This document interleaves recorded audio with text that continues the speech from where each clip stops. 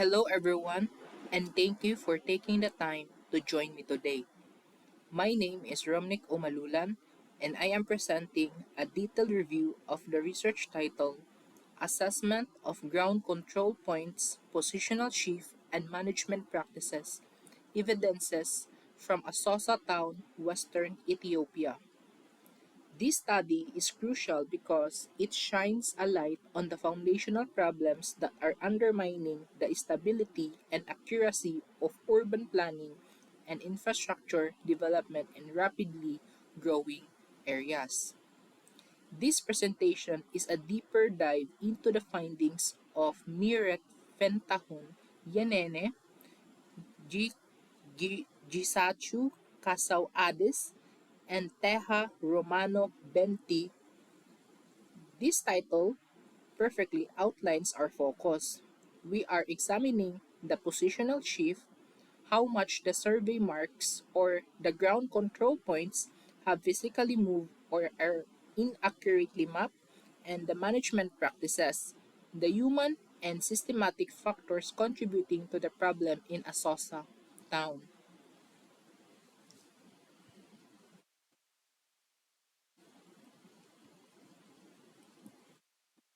We will walk through the structure of the study, covering the background in the introduction, the critical issues in the statement of the problem, the research framework, such as the objectives, the research questions, and the significance of the study, the methodology, the quantitative and qualitative results, and finally, the essential conclusion and recommendations.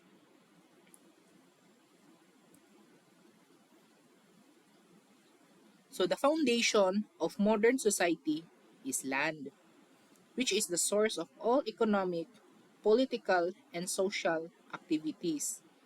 To manage this critical resource effectively, especially in a dynamic urban environment, we need accurate and dense ground control points or the GCPs. So to define, a GCP is a physical survey monument with known coordinates such as the latitude, longitude, and elevation for geographic coordinates, and northings, eastings, and elevation for the local that acts as a fixed reference frame upon which every other survey job is justified. The precision required for accurate urban surveying is incredibly demanding, needing coordinates accurate to a few millimeters to a few centimeters.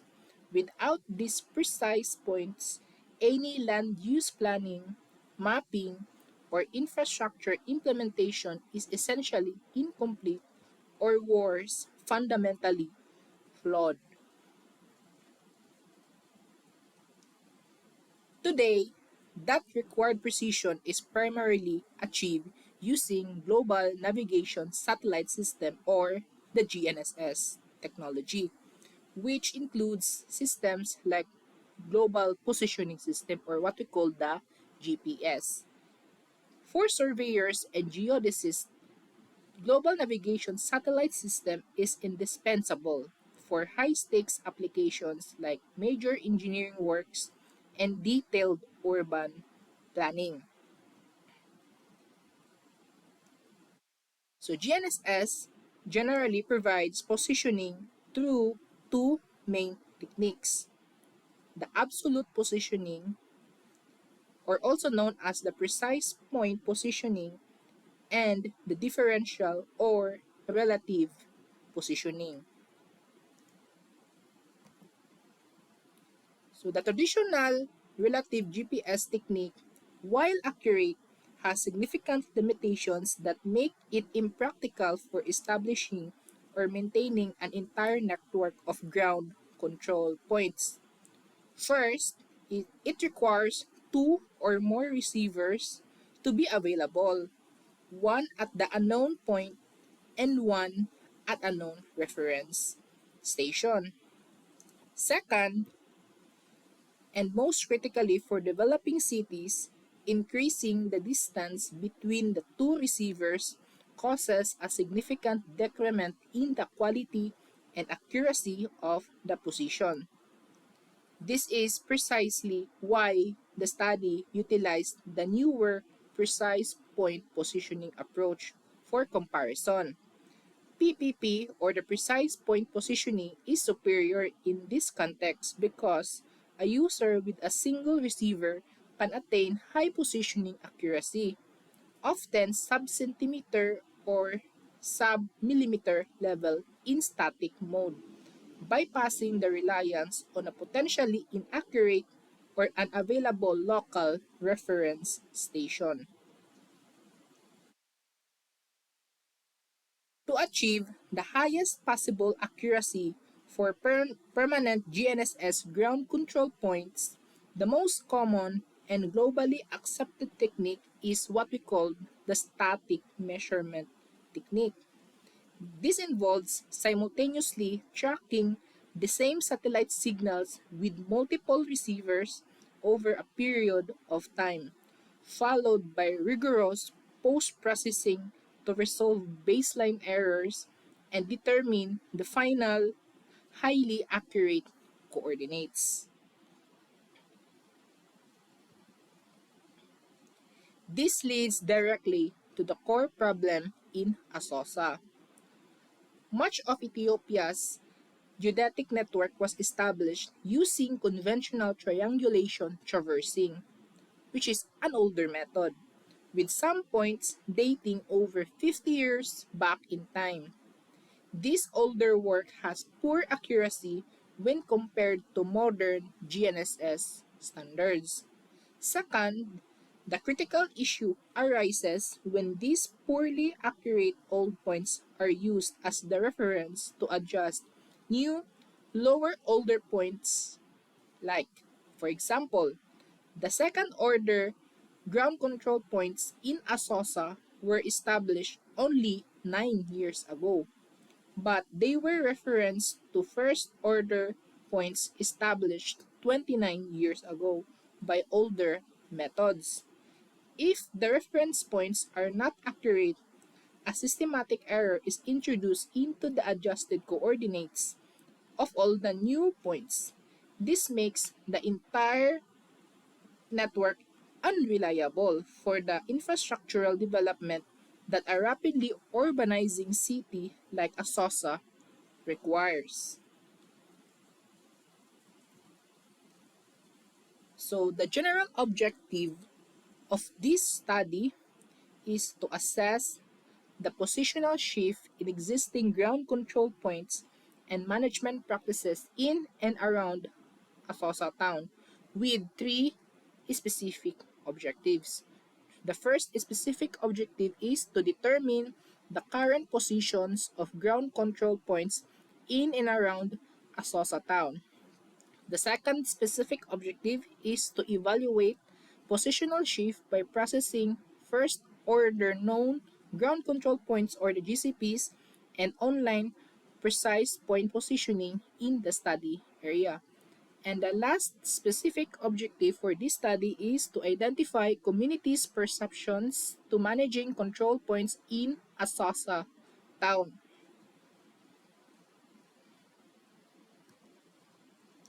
These objectives are framed by three core questions that guided the study's data collection.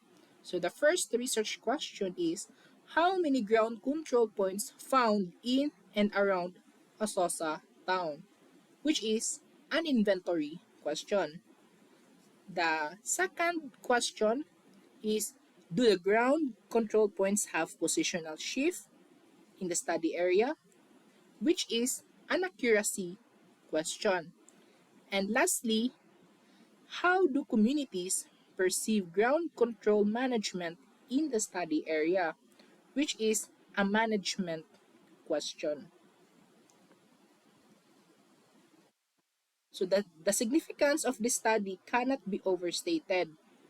Establishing accurate horizontal control networks is a prerequisite to prepare an up-to-date urban plan as well as to implement it. This study provides crucial insight for policy and decision makers More importantly, it serves as a benchmark for planners and surveyors and communities to improve their understanding to manage control points. So, we will discuss the methodology of this study. So first, we will tackle about the study area. So this study focused on Asosa town, the capital of the Benishangul Gumuz regional state. Asosa was chosen specifically because it is a fast-growing political and economic center experiencing a high rate of urbanization and informal land development on its peripheries. These factors make the city a perfect case study for the management inaccuracy challenges facing many developing urban centers.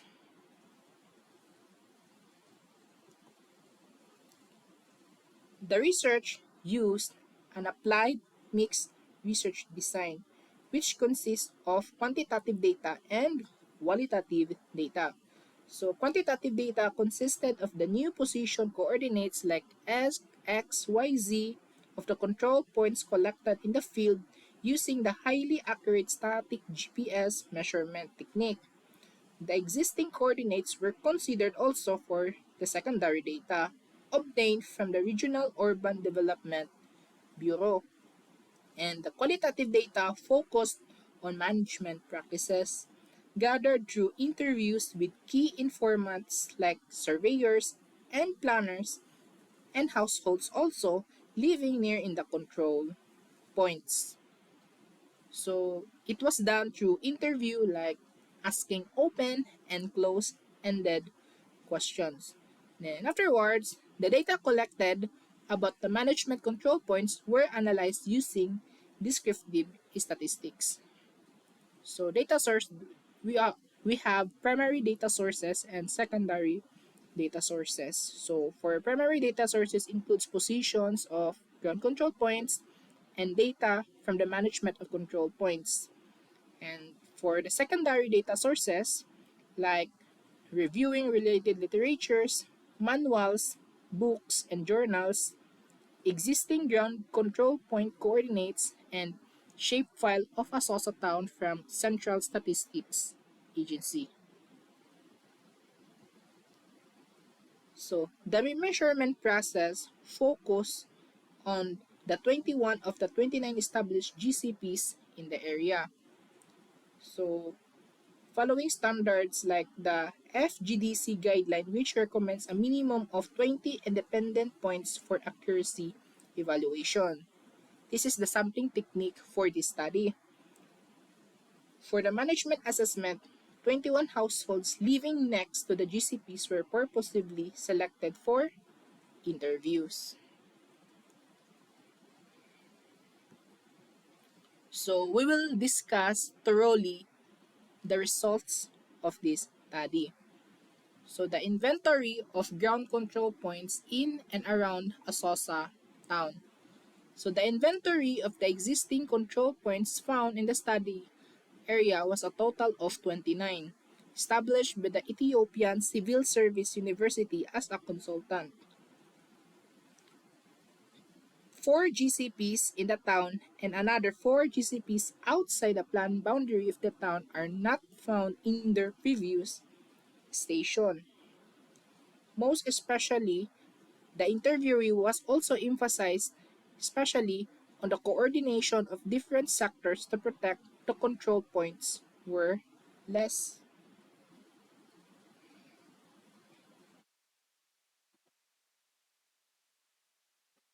So, for the technical assessment, the field data was processed using two methods. The STC desktop software uses a differential local-based calculation. The results showed that the internal precision of the new measurements was excellent, with a horizontal root mean square error of between 0.004 meters and 0.007 meters. This is vital. It confirms that the researchers' fieldwork and measurement technique were highly precise. However, this method only shows the precision relative to the assumed reference points. So points named as ASUS and GCP4 is known control point that used for adjusting the remaining three GCP baselines. So these 2 points were served as an assumed reference points for this study. So the second method, the online CSRS PPP service, is a globally referenced solution. It gives coordinates in the International Terrestrial Reference Frame, like in the ITRF. After the researchers transformed these globally accurate coordinates to the local Ethiopian coordinate system, they found a massive systematic offset, approximately 78 meters in the X position and 206 meters in the Y position. This shows that the original coordinate system used in Asosa is significantly misaligned with the global standard, introducing a huge source of error right from the start. So, the positional shift of points in both processing methods. When comparing the existing or the old coordinates with the newly determined ones, the positional shift was undeniable, while the differential STC method showed a zero shift for the two main reference points because they were fixed by assumption in the calculation. The globally referenced PPP solution exposed the true discrepancy. Even the fixed reference points and all others showed a positional shift of 0.207 meters in one axis from one point. This confirms that nearly all existing ground control point coordinates contain errors relative to a true modern position. So, we will focus on the statistical analysis of the results obtained from the SDC software. So the combined statistical analysis provides the final proof of inaccuracy. The overall horizontal mean square error for the network was a substantial 1 meter. The average horizontal error was found to be 0.571 meters or about 57 centimeters and 0.569 meters for the median.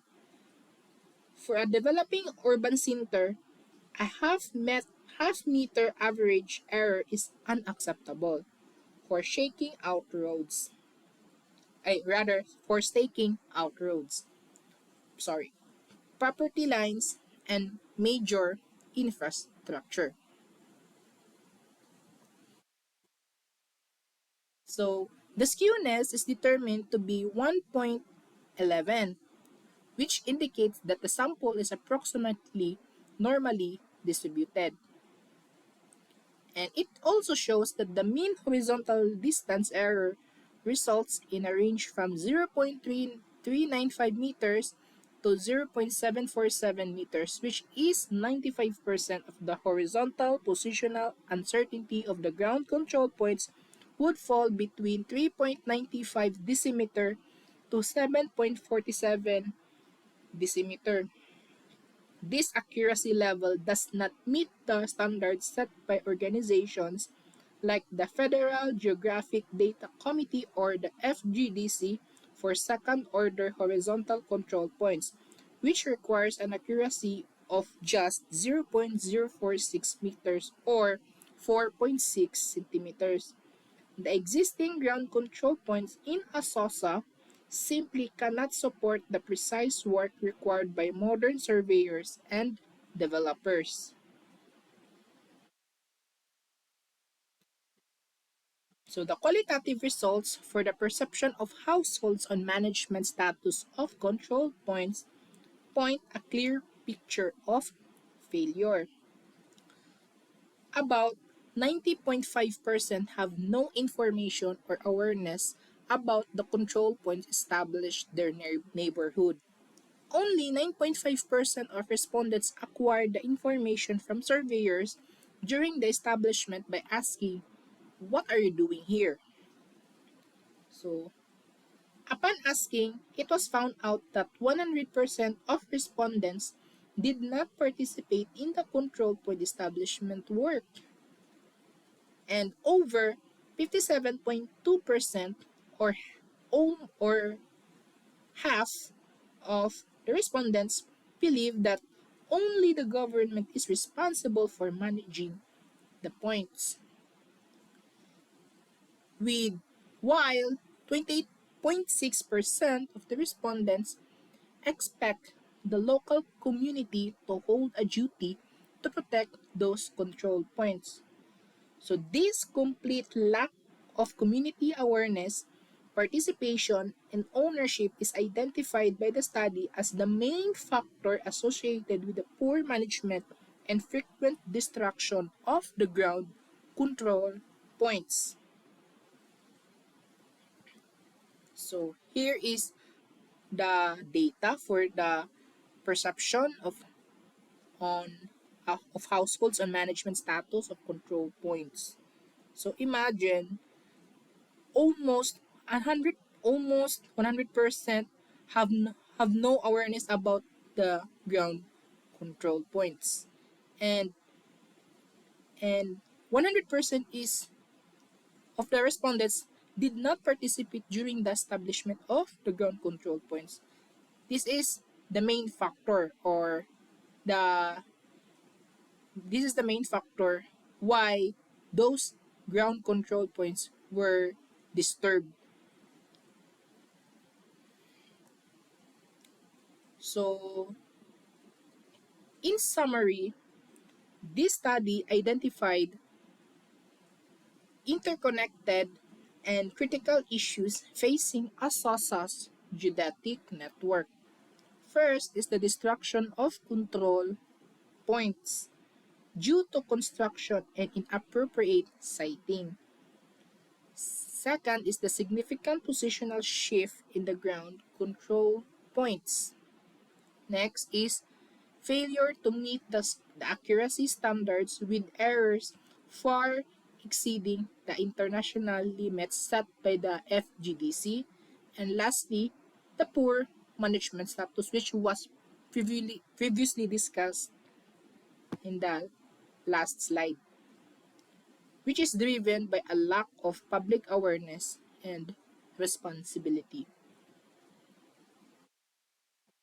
So, the research offers four recommendations to fix these systematic issues.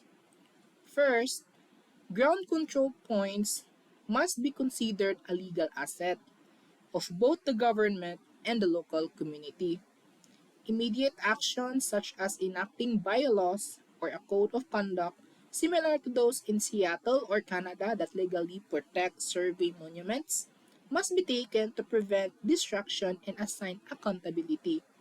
Second, establishment activities should be participatory to foster community ownership.